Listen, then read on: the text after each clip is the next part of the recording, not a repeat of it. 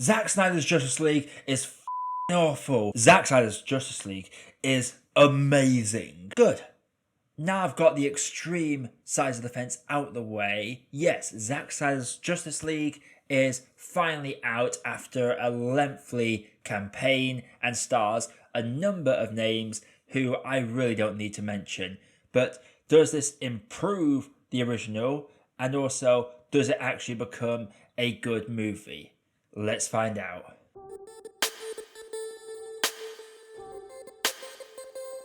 With the Earth now under threat from Steppenwolf, a subservient of Darkseid, Bruce Wayne and Wonder Woman decide to get together a team to conquer said threat. So first and foremost, I just have to say that the original Justice League that came out in 2017, I'm not going to lie, I had fun with it and I did enjoy it for what it was back then. It was an absolute mess of a movie, but it had a lot of fun moments, and I really enjoyed The Flash as my favourite part of that movie. So I'm not going to be one of those that suddenly says I feel like Justice League is the worst piece of crap that I have ever seen, because that would just be hypocritical, so I just want to get that out of the way now. But Zack Snyder's Justice League very much improves upon it in several ways. For one thing, no annoying side questy Russian family at all is featured in this. They are completely cut out and confirmed to be a Joss Whedon exclusive, as well as the mustache incident, which we all had great laughs with and led to one of my favourite moments of C2E2 in 2018. But other than that, there was just a lot more about this one. It is very much a better paced film. Yes, it is 4 hours long, but the thing is, that was very much needed. Half these characters hadn't been seen up until this point.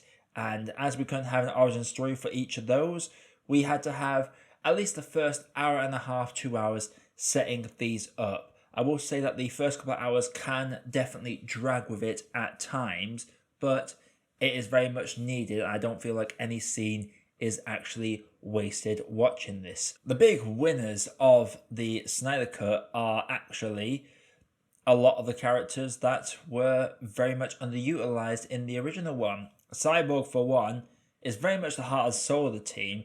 I am at a loss, really, to figure out why the hell was any of the Cyborg stuff cut. It was like very essential to the plot. Was it too grim? Was it too dark? There are some theories going around online in regards to some real life aspects, which could well be true. I'm not going to specify him on this video. The Flash as well.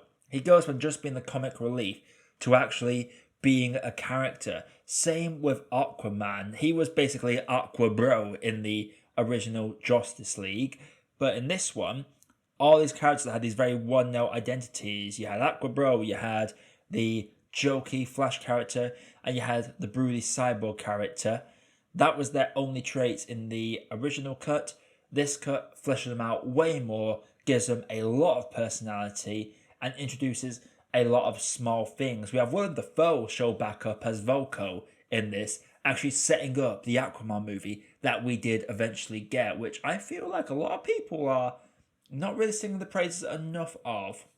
The whole bringing back Superman thing was also better executed within this one. The fact that the entire group are signing as one to bring him back, as opposed to in the Justice League, where basically Batman just sort of bullied them into trying to bring good old Supes back.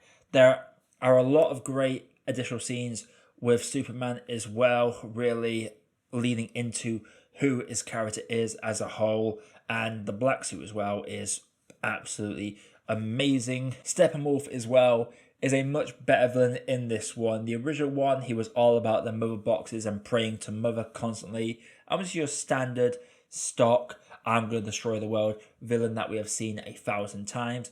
In this one, he is an outcast who's trying to redeem himself in the eyes of Darkseid and is constantly communicating with Darkseid throughout the film. So he actually becomes a more compelling villain within this movie. Other big additional scene highlights is the whole story that Wonder Woman tells you of the mother boxes and how all the armies came together. And I would tell you, I would love to see a high budget short series just covering all the stuff from the back here. You had the Atlanteans, you had the Themyscirans, you had the world of men, and you had the Greek gods, including Ares himself. That bad guy from the Wonder Woman film is actually fighting for good in a flashback within this. That's how big Darkseid was as a threat to the world, that even those that disagree with each other came together to fight. It's a very Lord of the Rings inspired scene. You can tell there's a lot of Lord of the Rings inspiration there. There was also a Green Lantern featured,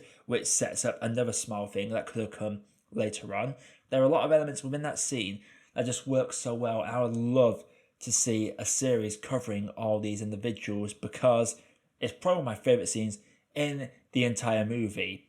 And there's another great line of dialogue that deals with grief in such a subtle way. Not quite as impactful as Vision's "What is grief but love preserving" line from WandaVision, but just the line that is given to Lois Lane about her grief and moving on is brilliant. I absolutely adored that line. The final fight is fantastic. The sacrifices in this are absolutely brilliant. It's one of these films that it had a long run time, but it was very much needed to bring a fleshed out version of every single character, fleshes out the villain, builds up the world, sets up future sequels, and it just worked. Is it automatically the greatest film ever? No. If you are here thinking I'm going to say it's the best DC movie ever, no, for me, that is still very much the personal story of Shazam that I find to be the best DC movie. This definitely improves the Justice League from a fast food meal to a nice medium priced restaurant, if we're going for analogies here. The Joker element, Joker coming back, that was reshot afterwards. I've seen talk online, there are some people actually claiming it to be the best Batman Joker combination ever, which no, it's not. And there's also the fact that they don't have any chemistry, but it's hard to have chemistry when the person you're acting across from isn't there. The characters in this scene were all shot on separate days, and I watched it twice. First time by myself, from my own perspective. Second time with friends, where we always had a laugh watching it, enjoying it and pointing out the things. And there were a lot of DC fans in that group call, so it was great to experience it with the more comic hardened people, because I'm more of a film guy, not that much of a comic nerd myself. That little sequence, not a single character is on shot together, they're all shot separately, because due to the COVID violations and quarantines, they had to be shot separately. So no wonder there was no chemistry in place for those characters. Jared Leto is better as the Joker in this, and I do like what this scene sets up, but I don't think it was needed either, because we're never ever going to get it again. I felt this was Zack trying to nudge us in the direction of restoring the Snyderverse, and I am well on board with that if we get character stories like this one. Everyone likes the crap on the Zack Snyder DCEU up until the Justice League, but I have to remember that even the Marvel Cinematic Universe that is now known for consistently giving us good or great films, the first Phase 1 films, how many can you really say were amazing films now? Iron Man people talk about all the time, and obviously Avengers, but that also featured Iron Man 2, which wasn't as good as the first, and the Incredible Hulk. So there were bumps and creases to iron out at the start of the MCU, and unfortunately I don't think anyone gave DC the chance to iron out them bumps, which is quite a shame. There are things that don't work in this. Some of the Snyder stylings that we see in all his films don't really fit. There are a few moments where a character will clearly be on a green screen due to the lighting. I get they're trying to pop him out of the comic frame, but it's just very jarring. Some of the speedy action sequences feel very janky, and at times it does feel like some characters are very much pushed to the background, but the comedy is much better, the characters are much better, and the setup is much better. I very much enjoy this one, and it is well worth the 4 hours you spend watching it. Before I get into my grade review, like what I do on this channel, consider clicking that like button and subscribing for more reviews like this one coming all the time. But without further ado, how do we rate Zack Snyder's Justice League? Overall, Zack Snyder's Justice League does what it needed to do. It made the pacing better, it made the comedy fit better, it told the story better, it set up a universe better. It just did a lot of stuff in the Whedon version did better. That's basically all you can really say about Zack Snyder's Justice League, and that's all I wanted. And end of the day, whether you like this film or hate it and just think it's there's a lot of analogies about polishing a turd and it still being a turd, I definitely feel like this is a very much improved movie. And it's just great to see someone's vision being able to be brought to life. That doesn't always mean a good thing, but if I'm going to watch crap, I'd rather it be crap from the person making it with all their heart in it because their heart was in the right place, or the studio crap where you can tell it's crap because the studio edited it heavily. I'd rather it be the passion project that's crap than the studio edit, because at least they told the story they wanted to tell. That's kind of why I didn't hate Glass, because that was M. Night Shyamalan's story. The Room is a prime example of heart and soul being put into a movie that's just a piece of crap. But we love it because we can tell it was trying something, and it's just fun to watch. And Zack Snyder's Justice League is fun. Is it easy to get through in one sitting? No, like I said, the first couple of hours can really drag, but the improvements to the characters, especially a lot of the minor characters from the Justice League cut, the jokes fit better, the tone was more consistent, and the villain was much better. The 4 hours was definitely needed. So apart from a few little CGI effects that definitely stick out like a sore thumb, and some awkward lighting and green screens at times, it's mostly technical things that bug me about this. But in terms of improving the story and the characters and setting up a universe, it works a hell of a lot better than the 2017 original. So with all that being said, I'm going to have to say that for me, Zack Snyder's Justice League is a good cup of tea. So Zack Snyder's Justice League, have you seen it? If you have, let me know what you thought down in the comments below. Did you enjoy it? Did you hate it?